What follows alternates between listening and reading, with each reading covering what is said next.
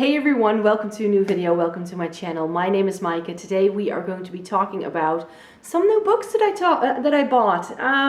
I placed an order again to add some reading because I knew when I did my last haul, which I think I did in March, I knew there were going to be a couple of books that I still wanted to get because those weren't out yet in the edition that I prefer, which is a paperback.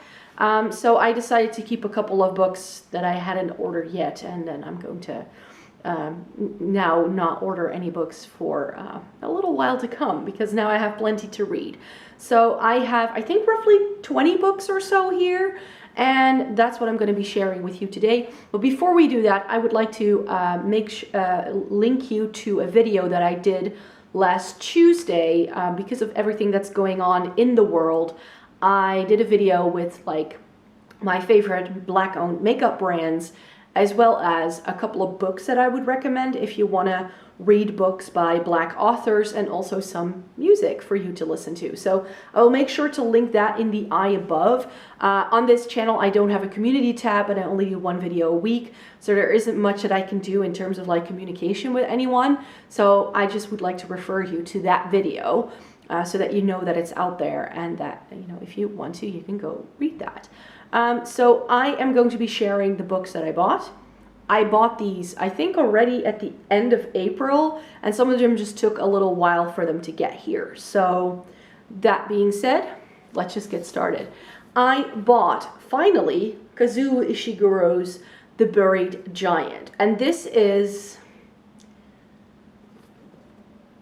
one where, when it came out, I wasn't sure whether I would like it. But I have read some Kazuo Ishiguro before, which I really liked.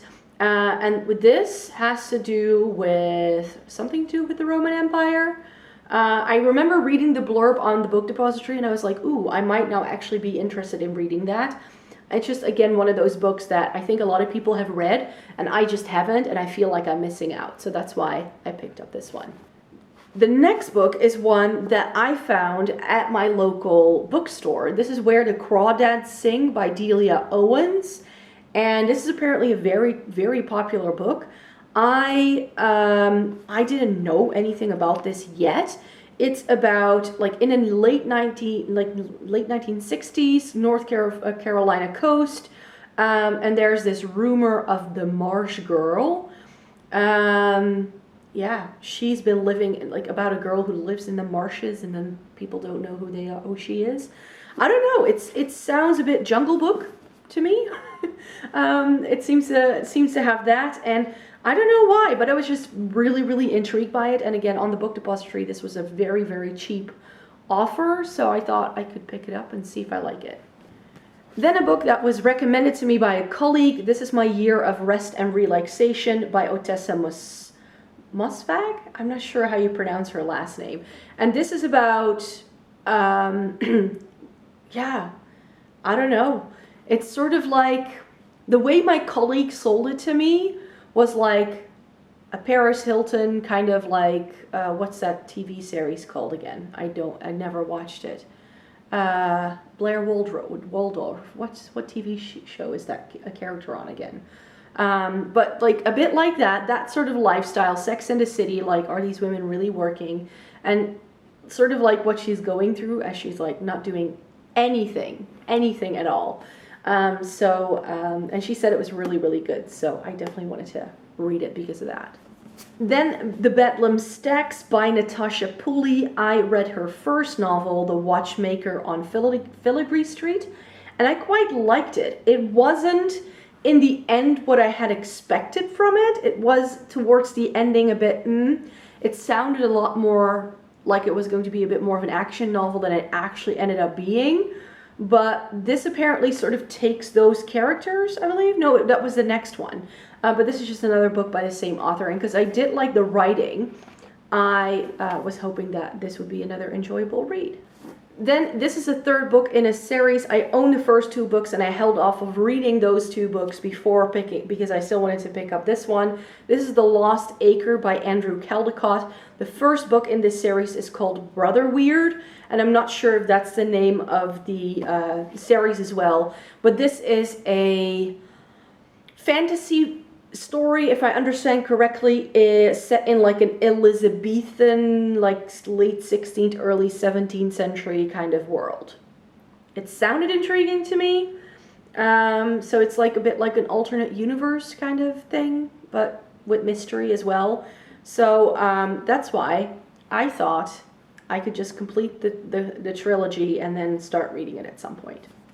I bought some Leigh Bardugo books. I bought King of Scars, which I've heard very mixed reviews about, but hey, this is the next series in her Grisha verse, and I believe we're following, is it Nikolai, the prince, who's like this pirate at the same time, and he shows up, I think, in the original Grisha trilogy and also in the Six of Crows duology. It like shows up everywhere, and I believe that this is sort of like his story. That's what I've heard. I think, you know, how he got his scars and things like that. I'm not sure whether that's really what's going to happen. And like I said, I heard mixed reviews, but I really like the Grisha verse, so I thought I could continue on with the world. So that's not the only Leigh Bardugo book I bought, because I also bought Ninth House, and this is, I've heard a lot of great things about, so I can't wait to read it.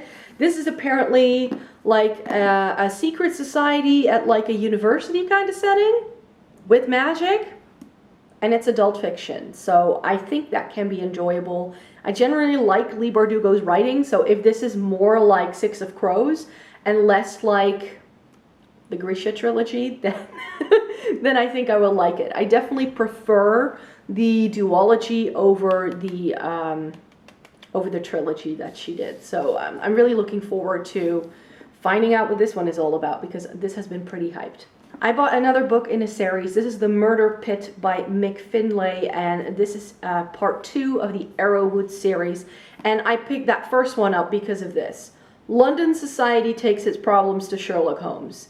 Everyone else goes to Arrowwood. So this is sort of like Sherlock Holmes is his rival. Sherlock Holmes helps the well-off, whereas he is dealing with the people who live on the south bank of the Thames. And if you know anything about that, for centuries, the south end of the Thames was the part where you didn't want to be, which is why all the playhouses and brothels and stuff like that were there. And that's where this is set. So it was super enjoyable in the first book. It wasn't, like, the setting wasn't super convincing, but I liked it enough to continue it. And Arrowwood is also like one of those characters you love to hate, because he's about as much drunk as that he's trying to solve the case. So then I picked up Spellslinger by Sebastian de Castell. This is a first book in a YA series, I believe, and it's about magic as a con game. So he's a spellcaster, but he has no more magic. So that's what the main character is dealing with. So it seems to be good. I've heard really good things about this. I do have to say though, where did it go? I have another first book in a series by the same author. I think it's called Trader's Blade. That's the same author, I believe, but that's adult and this is YA. So at some point I'm gonna have to pick these up and see if I like them. I have Foundry Side by Robert Jackson Bennett. Like Sebastian de Castell, this is an author I already own a first book in another series by, which is City of Stairs, which I've heard great things about, and I've heard great things about this too. This is adult fantasy, and I was just intrigued by the cover. I'm not gonna lie, this was definitely a cover buy. And then this is one of the reasons why I bought all of these books now, and that is Nightboat to Tangier by Kevin Barry. And I believe that this was longlisted for the Booker Prize, so it was on this table when last year when it was like more freshly out. It was only available as a hardback, and I don't really like reading hardback, so I wanted to wait for the paperback to come out. I actually have no clue what it's about, but it just sounded intriguing, and this is just one of those things, and it's also a fairly short one, so I think this may be a good one to like throw in sometimes if I want to read something quick. I also got myself some nonfiction again, and I bought The Five by Hallie Rubenhold. And this is, as it already says here on the cover, this is a book about the 5 women that were murdered by Jack the Ripper. And very often it's about Jack the Ripper and how he did it and how he was never caught, but it's never really about these women. So this book tells the story of these ladies, who they were, and what we can still find about them. I, of course, just finished reading Judith Flanders' The Invention of Murder, and I think that this is like a very good continuation of that, because that book sort of ends with Jack the Ripper as like one of the major crimes, of course, that have been going on. So I think that this will be a good follow-up, and this also won a prize last year for Best Nonfiction. And I bought The Inheritance Powder, A Cautionary Tale of Poison, Betrayal, and Greed. This is by Sandra Hempel. And this again also ties in with The Invention of Murder, because The Invention of Murder has an entire section devoted to the poison scare. So there were a couple of decades where a lot of people were accused of poisoning their relatives using arsenic, that at the time was still freely available as rat poison. And this book sort of just tells that story. Yeah, in the 19th century, it was criminally easy to bump off unwanted relatives. I bought The 10,000 Doors of January by Alex E. Harrow, and this is one of the books that came a bit later, because the Book Depository had some issues with getting this in stock because it was released as paperback in May. And this is about a girl called January, I think it's a girl, and yeah, she finds out that there's a strange book, and she can escape her story and sneak into someone else's. So this sounded very intriguing, and I just love the cover, I'm not gonna lie. And then a book that I've heard so many people talking about, and it's Station 11 by Emily St. John Mandel, I think it's pronounced. This is apparently a dystopian world where this troupe of people are performing Shakespeare plays. That's what I've heard. That's all I know about it. I just heard a lot of people raving about it, that it's one of the best books they've ever read, and so I thought I could read it too. And then I bought these two books, and these are Grey Sister and Holy Sister, which are the books 2 and 3. I'm not sure what this series is called, but the first book is called Red Sister, and it's by Mark Lawrence, and this is an adult fantasy story about nuns that are assassins. That's the only thing I needed to know. These two books now came out as paperbacks, so I now have the full set. Again, like Lost Acre and the Waterweight series, one that I can now finally start reading. I read Daisy Jones and the Six in May, and I immediately picked up, well, no, it was actually April. So I picked up The Seven Husbands of Evelyn Hugo by Taylor Jenkins Reid, because I love that book so much. And so many people have been loving this too, that I figured I could give it a whirl. So this is one that I'm also very excited for.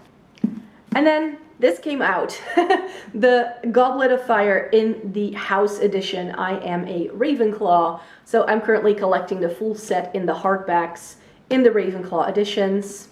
So I just had to get it, and I hope that over the summer I can film a Harry Potter book shelf tour for you. It's not that giant. It's not as crazy as some of the other ones that are on YouTube. I have, but I definitely have a couple of complete sets and things like that. Laura Purcell, The Corset. In my previous book haul, I bought another one of her books called The Silent Companions, and I just kept thinking about this one too, even though I haven't even read the other one yet. But this is about a girl who works as like in charity, and she goes to a prison, and then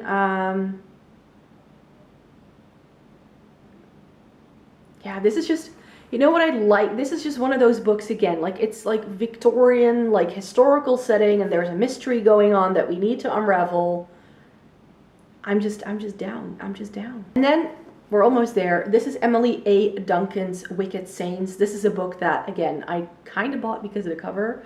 I've heard really bad things about this, so I'm not sure what I'm doing to myself here, but I don't know why when I read the blurb, I just thought it was intriguing, and I've just learned that sometimes you just also need to make up your own mind, because I definitely very often like things that other people don't like, and then people are like raving about something and I'm like, yeah, that's okay. So I'm hoping that this is one of those cases where people were like, nah, I didn't like it, and I'm like, ooh, I love it.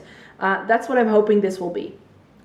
So yeah, Wicked Saints. I don't know why. I just love the cover. And last but not least, The Deathless Girls by Kieran Millwood Hargrave.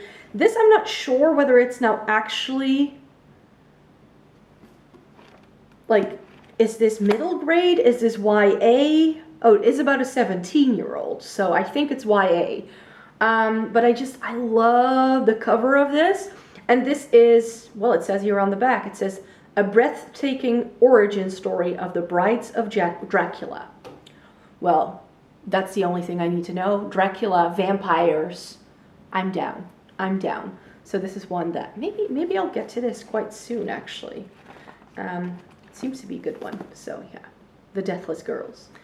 So there you have it. Those are all the books that I picked up in recent weeks. I really hope you enjoyed watching this video. And if there's anything you think I should get to ASAP, I now bought like 60 books in like the time span of 2 months. So I've definitely replenished these shelves enough now, because I did a huge declutter at the start of the year. So I got rid of like, I think 40 novels and like a bunch of nonfiction. Like I got rid of like 100 books, over 100 books from my shelves.